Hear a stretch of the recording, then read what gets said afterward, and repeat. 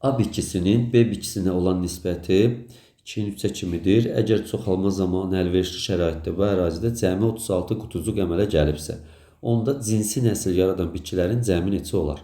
Deməli, biz burada mamır görürdük. Quş mamırı qutucuğun sayını veribdir. 36 ədəddir. Və biz deyibdik ki, A bitkisi budur. A bitkisinin B bitkisinə nisbətini yazırdıq.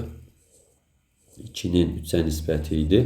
Və bu 36-dırsa, təbiidir ki, bu da 54 olacaqdır. Və bizə deyir cinsi nəsil hansıdır? Bilirik ki, A bitkisi cinsi nəsildir. Cinsi nəsildir əvvəlcə.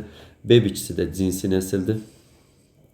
Və B bitkisi qeyri-cinsi nəsil ola bilmir. Üzərində qutucuq və spor yarada bilmirdi. Bu hissəsi isə görürük ki, bax, qeyri-cinsi nəsildir. Qeyri-cinsi nəsil sayılırdı. Deməli, A bitkisi əvvəlcə cinsi olur, sonra qeyri-cinsi nəsil olurdu. Və qutucuğun sayını verib bizə. Oradan irəli gedirik və bizdən cinsi nəsillərin sayını göstərirdi. Deməli, B bitkisi 54 olacaqdır. A bitkisi də cinsi nəsil olanda 36 olacaqdır. Bunların cəmi neçə olar deyirsə, cəmi 90 olacaq. Düzgün cavab 90.